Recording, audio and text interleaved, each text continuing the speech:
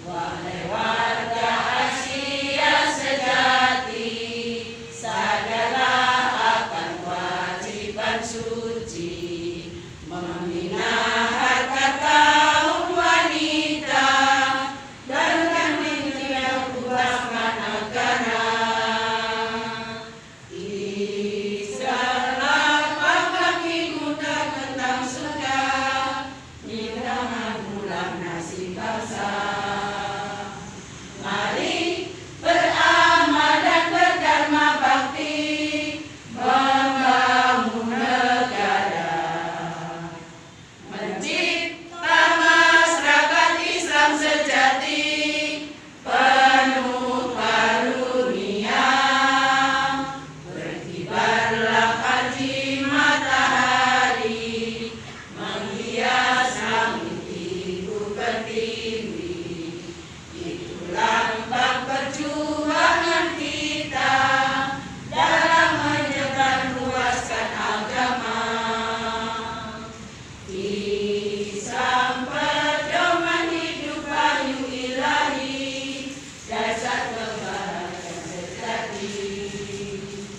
Mari beramal dan berdharma bakti, membangun negara, mencipta masyarakat Islam sejati, penuh karunia. Assalamualaikum warahmatullahi wabarakatuh.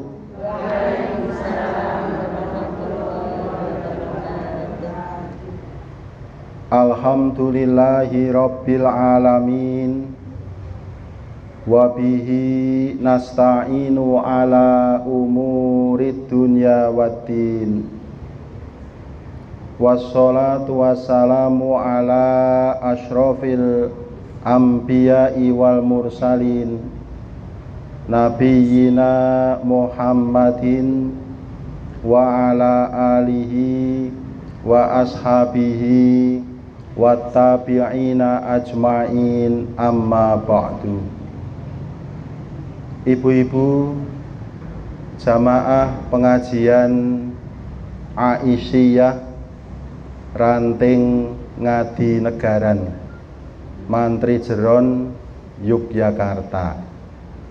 Sedaya kemawon rahimakumullah, yang mudah-mudahan ibu-ibu semua ini selalu dimuliakan, dirahmati dan diberkahi oleh Allah Subhanahu wa ta'ala. Buah labu, buah pare. Ibu-ibu pripun kabare? Alhamdulillah luar biasa. Alhamdulillah luar biasa. Tetap semangat. Tetap semangat. Allahu Akbar. Allahu Akbar. Alhamdulillahirabbil alamin. Ibu-ibu sedaya kabaripun sae, sehat walafiat dan tetap semangat untuk ngaji. Mudah-mudahan majelis kita sore hari ini menjadi majelis yang penuh berkah, yang mendapatkan pahala dan ridho dari Allah Subhanahu wa ta'ala. Allahumma amin. Saya mengucapkan terima kasih diberikan kesempatan untuk bersilaturahim di hadapan ibu-ibu semuanya melalui Bu Win yang meminta saya untuk membersamai pengajian ibu-ibu semuanya. Suwe ora jamu, jamu godhong sembukan. Suwe ora ketemu, ketemu pisan neng pengajian. Pak Lukman rumiyin nate dinas wonten KUA Mantri Jeron. Enten sing alun-alun, oh berarti lagi ngeh ngoten nggih. Mila sonten menika kula remen saged bernostalgia di hadapan ibu-ibu semua. Saya diminta untuk menyampaikan materi mengenai akhlak Nabi kepada istrinya. Ning sing rawuh menika para istri. Mestinya yang diberi materi seperti ini para suami.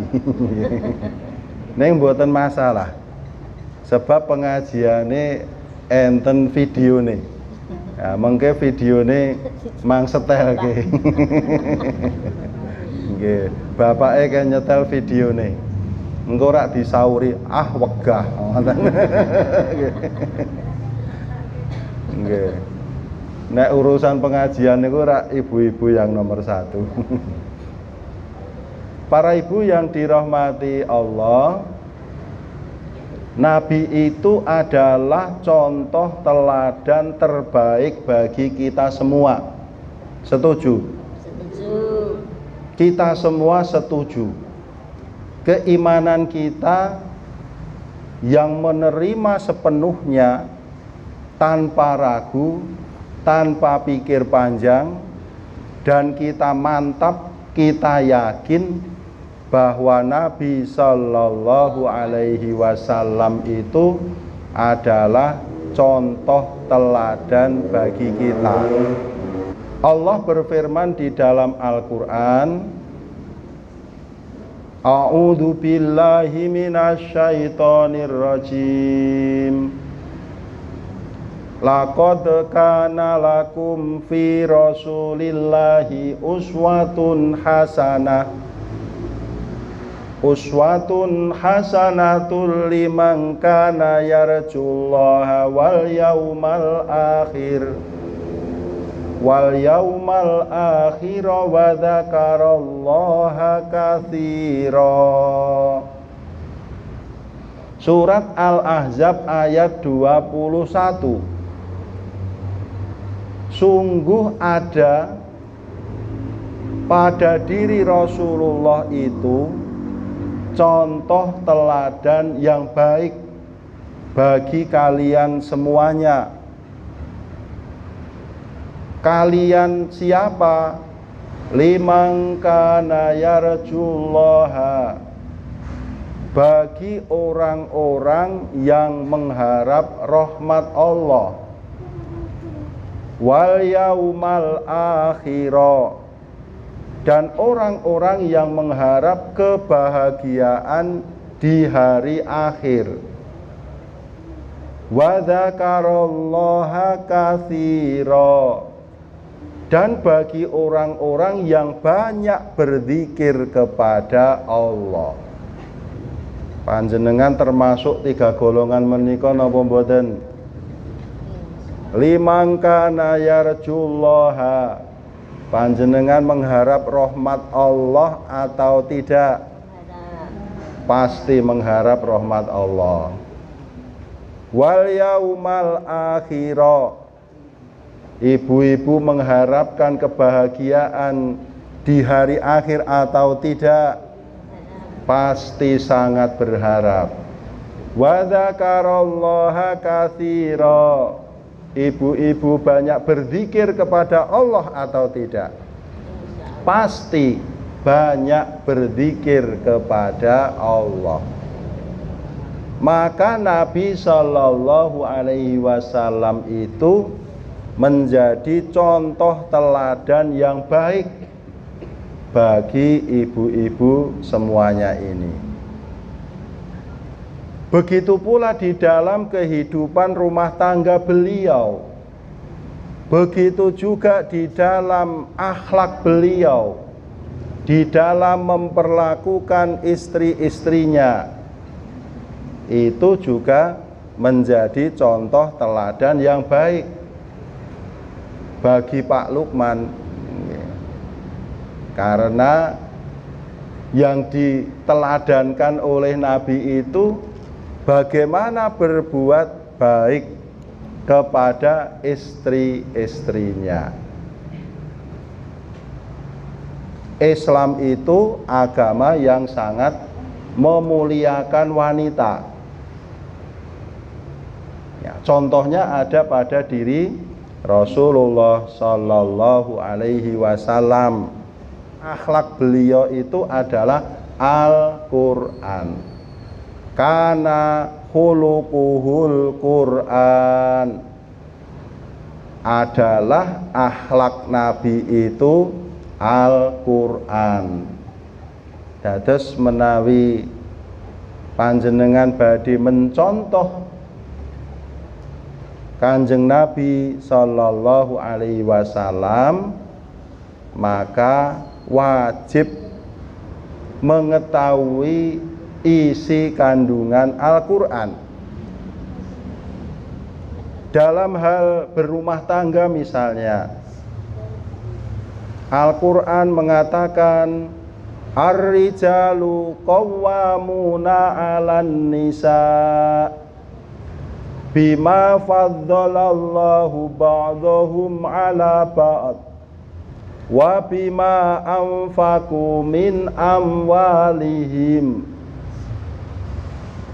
Laki-laki itu adalah pemimpin bagi kaum wanita. Suami itu adalah pemimpin bagi istrinya. Atas dasar apa kok suami laki-laki dijadikan pemimpin? Bima faddalallahu ba'dahum 'ala ba'd. Disebabkan kelebihan yang diberikan oleh Allah kepada laki-laki itu. Kelebihan menopo? Kelebihan dalam hal fisik. Umumnya laki-laki itu secara fisik lebih kuat.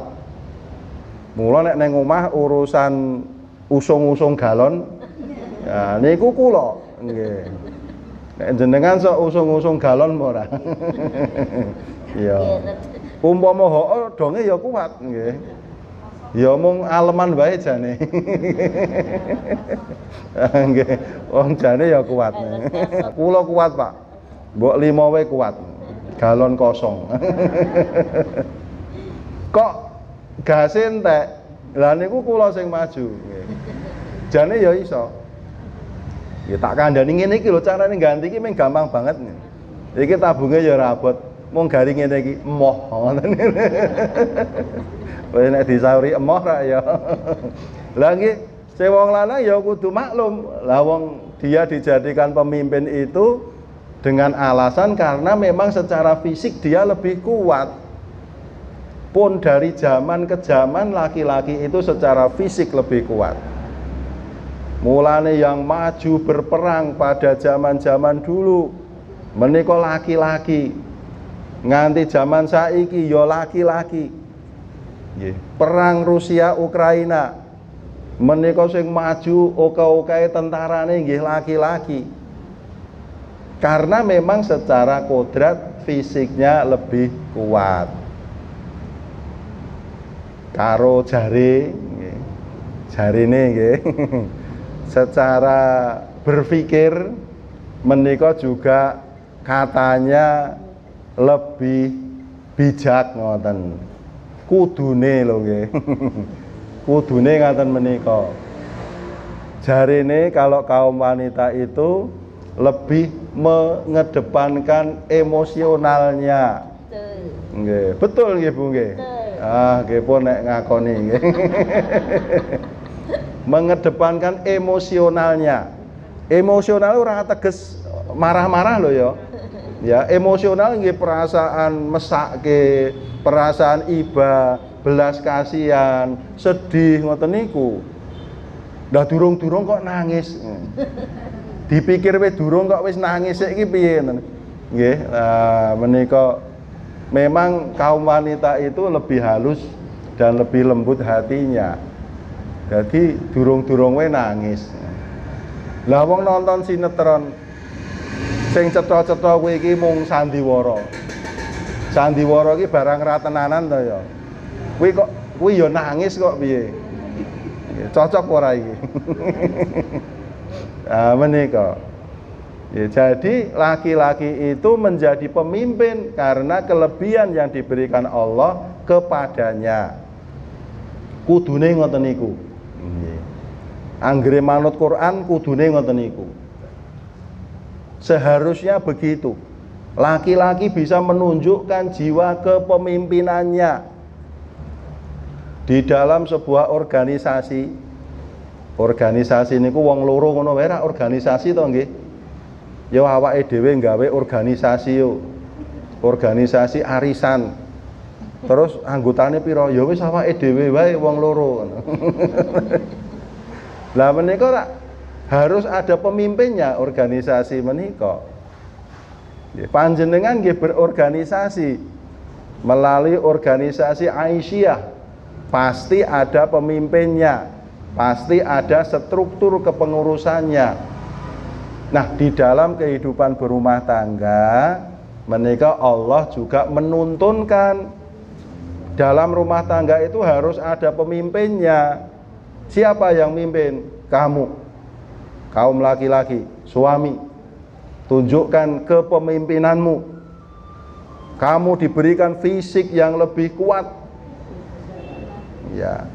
Wa bima anfaqu min amwalihim, dan disebabkan oleh nafkah yang diberikan oleh suami dari hartanya. Jadi fungsi kepemimpinan suami menika karena menafkahi. Satu, secara fisik suami oleh Allah diciptakan lebih kuat.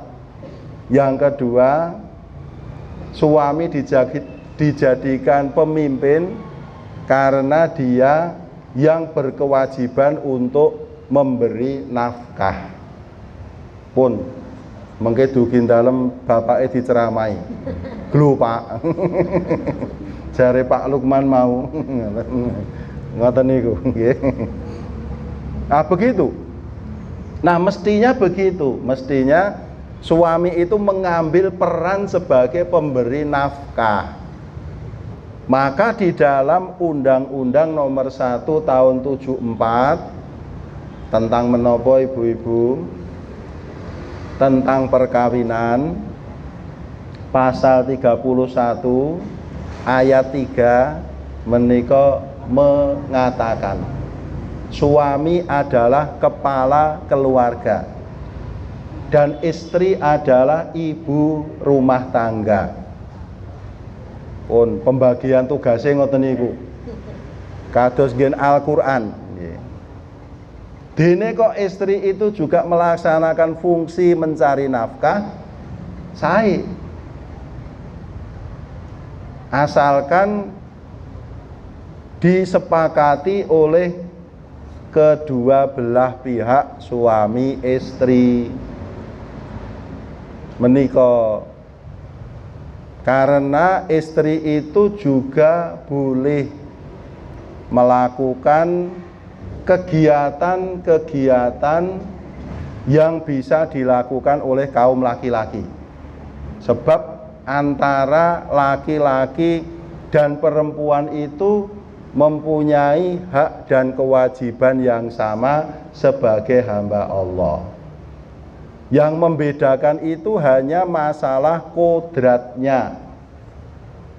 Kodrate Pak Lukman menika lahir cenger lanang. Nggih. Wong tuwa kula mboten ngarani. Nggih. Ngerti-ngerti lahir lanang. Kodratnya ibu-ibu ini adalah wanita. Jenengan mboten ngarani. Orang tua panjenengan tidak request. Nek duwe kepinginan wajar. Aku kepengen duwe anak lanang, boleh. Aku kepengen duwe anak wedok, ra apa-apa. Jenenge kepengin. Tapi nanti yang lahir itu adalah kodrat dari Allah. Yang membedakan laki-laki dan perempuan menika nggih namung kodratipun menika. Kodratnya wanita itu mengandung, melahirkan, menyusui. Pun niku kudu wong wedok. Nggih. Panjenengan ora entuk demo. Ya, menuntut supaya kaum laki-laki juga mengandung. Kaum laki-laki juga melahirkan. Wo niku jenenge wis ra genah ngono kuwi. Karena itu kodrat, wis ra iso dikapak-kapakke. Itu sudah kodrat. Nah, di luar itu kaum wanita juga diberikan kesempatan untuk melakukan kegiatan-kegiatan.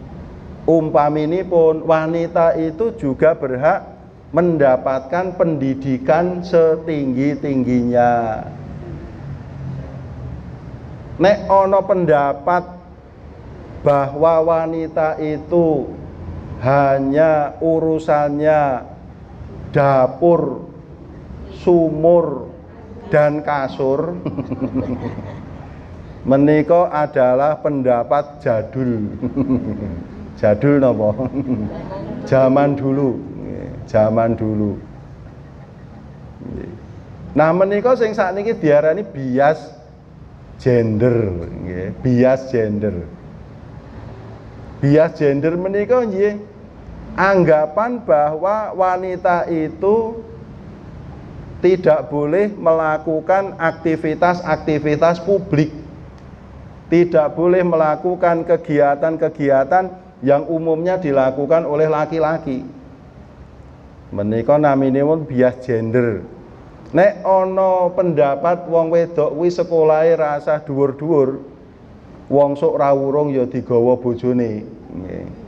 Nah, pendapat ngaten menika pendapat jadul. Dan sekarang ini namanya bias gender. Sebab perempuan itu dari segi berpikirnya tidak kalah dari kaum laki-laki. Malah sing biasane pinter, sing biasane ranking ki malah cah wedok nggih. Tenggen sekolahan niku nek biasane ranking rak malah cah wedok nggih. Iya, karena dia lebih telaten ya, lebih tekun belajar. Cah lanang mengkokean dolan ngaten. Ya, dan jangan diragukan lagi kemampuan wanita untuk memimpin. Ya, memimpin negara, memimpin keuangan, memimpin perusahaan, memimpin sekolahan, luar biasa. Pun kula kurang sae pripun to. Wong lanang bela jenengan lho niki. Iya. Itu. Jadi Islam tidak punya anggapan bahwa wanita itu adalah masyarakat kelas 2, orang kelas 2, mboten. Kedudukan laki-laki dan perempuan itu adalah sejajar. Ada firman Allah di dalam surat An-Nahl ayat 97. Man amila sholihan min dzakarin aw unsa wa huwa mu'minun falanuhyiyannahu hayatan thayyibah.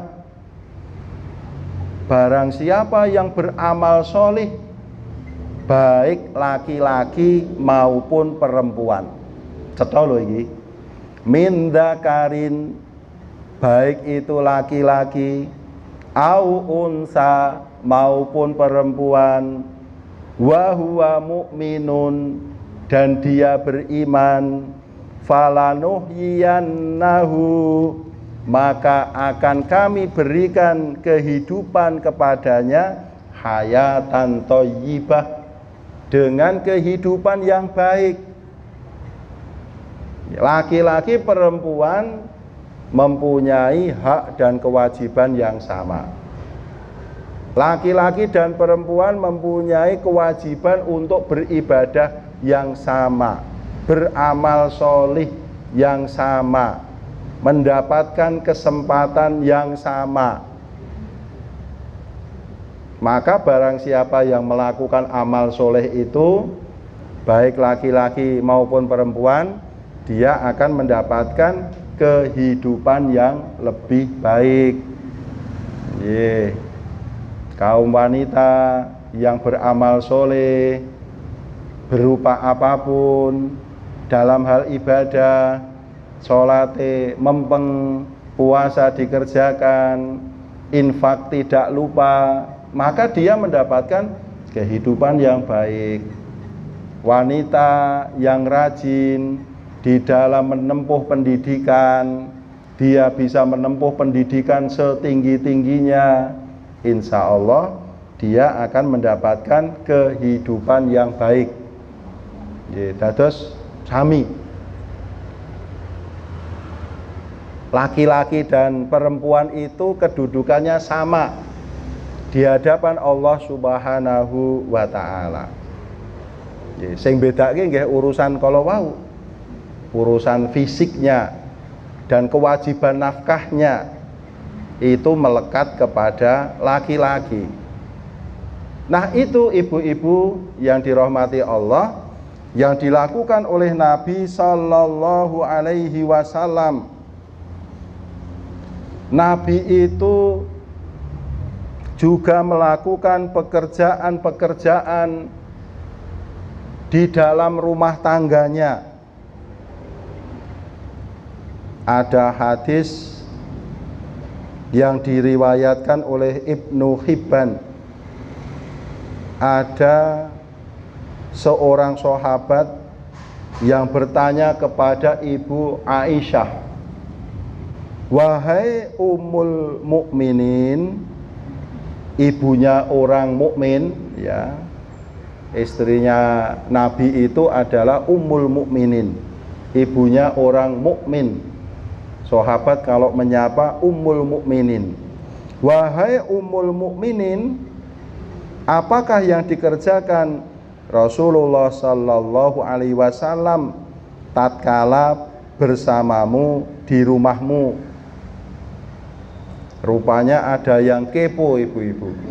Kepo niku napa? Kepengen tahu. Niku bahasane cah sakniki nggih.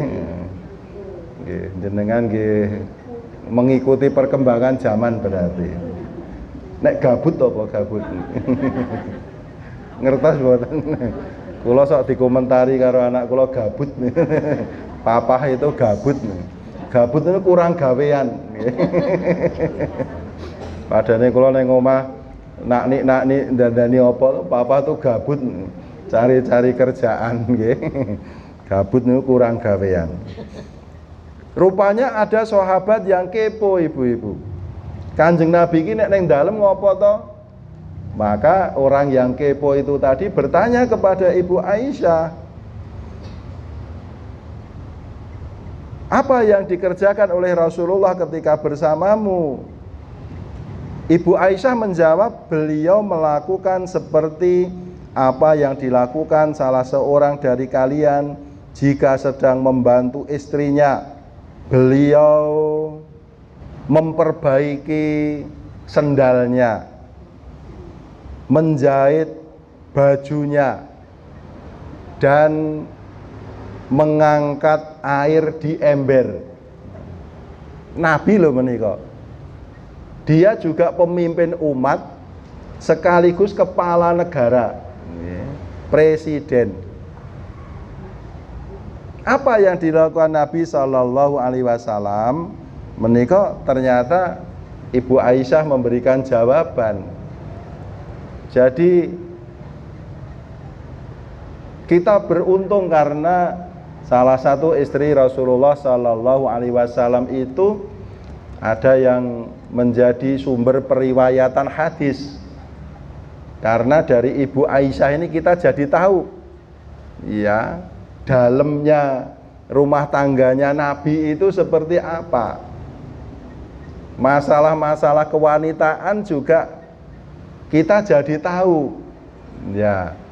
Misalnya ada yang bertanya, kalau wanita itu sudah suci, sudah selesai menstruasi, itu seperti apa sih? Ada yang bertanya seperti itu kepada Nabi. Ya, Nabi kemudian menyampaikan kepada istrinya, "Aisyah, coba kamu terangkan." Nah, seperti itu. Ya, jadi umat Islam beruntung ada Ibu Aisyah ini yang menceritakan bagaimana kehidupan Nabi Sallallahu Alaihi Wasallam. Nah, ini salah satu rahasia rumah tangga Rasulullah itu, beliau itu juga memperbaiki sendalnya, Bapak Ibu. memperbaiki sendalnya ibu-ibu. Nggih. Jadi sendale bedat, nggih. Bedat apa jebat? Loro-lorone iso nggih. Nggih nek sendal niku jebat. Sing sendal jepit niku to nggih. Nek isih eman-eman wong isih apik kok jebat terus didandani dikei peniti. Nah, lah engko dienggo mlaku kok mak celekit ngono. Jebul penitine nyocok nggih. Utawa ditaleni. Itu yang dikerjakan oleh Nabi Shallallahu Alaihi Wasallam. Di samping itu juga Nabi itu menjahit bajunya sendiri. Berarti Nabi juga mengalami bajunya sobek, jahitannya lepas. Nabi memperbaiki sendiri. Mengke dugi griya jenengan ngendika kalih bapake, lho Pak, ngoten niku. Benake dhewe ora mung kongkon wae ngoten. Nabi itu memperbaiki sendiri bajunya. Niki nggih Pak Lukman banget niki Bu. Saya juga biasa memperbaiki baju saya sendiri. Saya biasa menjahit pakaian saya sendiri. Nah kira-kira ana sing lepas jahitane tak jahit dhewe. Karena ibu saya penjahit, ndek cilik ya sok dolanan mesin jahit. Nah, dadi iso. Dan beliau juga mengangkat air di ember. Kanjeng Nabi nggih ngangsu barang. Zaman semono rak durung ana mesin pompa air. Dadi rak ngangsu. Kanjeng Nabi nggih ngangsu.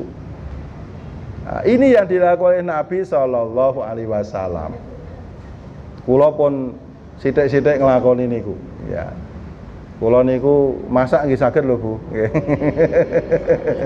Iya. Lah, saya itu di rumah buka warung. Namanya Warung Solo. Pak Lukman menika asli Solo, nggih. Nah, terus pandemi wingi menika kantore ora masuk setiap hari, sok WFH ngoten niku. Nah niku ning omah gabut niku wau, nggih. Nah, kurang gawean. Iki gek ngopo? Akhirnya punya ide. Nggih. Masak. Yang masak saya sendiri. Kula seneng masak zaman cilikan kula sing saiki sudah sulit dijumpai. Padane cara Solo menika, jenengan apa ngertos? Sing jenenge bungko. Nggih, pelas. Nah niku nggih. Lah niku rak angel to sak menika, golek bungko karo pelas niku. Nek ning kene jenenge ayung-ayung. Nggih, ning beda karo bungkone Solo menika benten. Lah kula masak niku. Terus kula masak selat Solo. Nah, selat, ngertos ya selat. Terus timlo. Lajeng tumpang nggih. Nah, niku. Nah, sawijining dinten anak kula komentar pas tak masake selat, "Wah, Pak ini enak loh. Bisa dijual online." Ngoten. "Wah, apa? Mbok coba." Akhirnya buka warung online. Jebul laris banget nggih. Laris. Akhirnya bikin warung. Teng omah ndamel warung jenenge ya Warung Solo. Menika, siapa yang masak? Saya sendiri. Nggih, tangan saya sendiri. Kula nggih teng pasar, saya juga masak nggih. Saya memberikan contoh kepada anak-anak. Dasarnya nggih seneng hobi menika nggih. Kalau niku nggih hobi masak barang ya. Nah niku. Niku teng video kula di YouTube saya itu ada pas saya masak tengkleng Solo. Nah, wonten di situ. Saya ingin memberikan contoh kepada anak-anak nek awake dhewe gelem obah itu pasti kita menghasilkan. Anggere gelem obah. Pun kula wis ra isin. Ya papa ini nyun sewu nggih, saya yang ke anak-anak. Saya papa ini PNS golongan 4. Nggih, umpamane meneng wae sudah cukup dari gaji. Ning ora dienggo meneng. Ternyata 1 bulan bisa dapat tambahan sekian juta. Jajal, mung meneng wae ra entuk apa-apa, karo gelem obah terus entuk tambahan. Nah, itu saya buat contoh untuk anak-anak saya. Ya dasare seneng niku wau. Terus ini adalah kesempatan. Nah, terus buka warung nganggo online barang nggih. Kerjasama dengan ojol menika. Nah, itu. Nah, terus jadilah. Kalau kita mau berusaha, kesempatan pasti ada. Kulo namung matur bahwa saya yang laki-laki ini tidak segan-segan dan tidak sungkan-sungkan melakukan pekerjaan yang oleh masyarakat kita sudah dicap sebagai pekerjaannya perempuan. Urusan teng pasar kali teng dapur masak-memasaknya sampun kadung dicap menjadi budaya kita, kuwi gaweane wong wedok ngono to nggih. Nah, ning kula gelem nglakoni menika. Napa melih ibu-ibu? Kesempatan itu ada, nek jenengan purun berusaha, insya Allah itu akan menghasilkan rezeki bagi ibu-ibu semua. Ini adalah semangat dan motivasi yang diberikan oleh Al-Quran kepada kita, yang diberikan Rasulullah Sallallahu Alaihi Wasallam kepada kita. Beliau melakukan pekerjaan-pekerjaan rumah tangga tanpa mengatakan bahwa itu ada pekerjaannya wanita. Nabi tidak sungkan-sungkan ngangsu, Nabi tidak segan-segan menjahit bajunya sendiri, Nabi juga mau memperbaiki sendalnya sendiri. Kula nek teng griya ya gelem asah-asah barang niku Bu. Mudah-mudahan apa yang diajarkan Allah kepada kita, apa yang dituntunkan oleh Rasulullah kepada kita menjadi inspirasi bagi kita. Allahumma amin. Sekian ibu-ibu pengajian sore hari ini. Mudah-mudahan ada manfaatnya, khususnya bagi diri saya sendiri. Mari kita tutup dengan ada yang tanya. Oh nggih.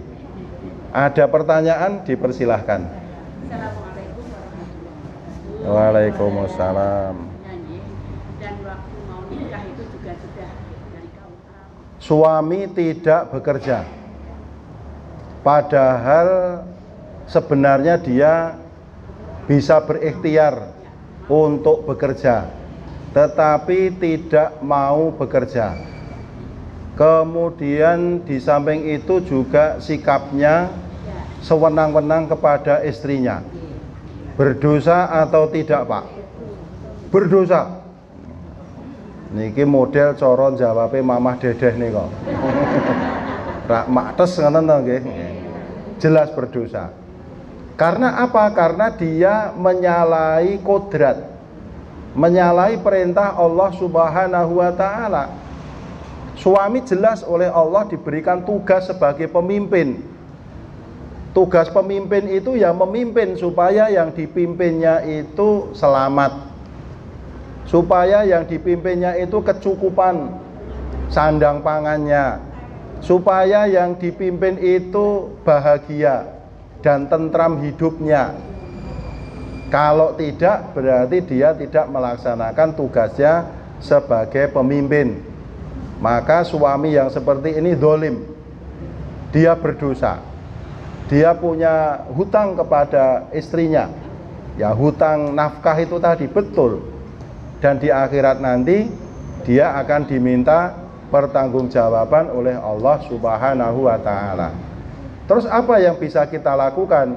Mengingatkan dan menyadarkannya. Angel Pak, mboten mungkin. Yo sak isane. Dene wis sudah tidak bisa, yo wis.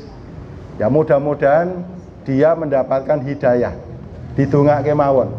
Kita usaha kita yang paling lemah itu kan berdoa. Didoakan mudah-mudahan si A itu mendapatkan hidayah dari Allah. Dia mau bekerja, dia mau bertanggung jawab sebagai kepala keluarga. Ngaten nggih ibu-ibu. Terima kasih, ada kekurangan dan kesalahan dimaafkan. Wassalamualaikum warahmatullahi wabarakatuh.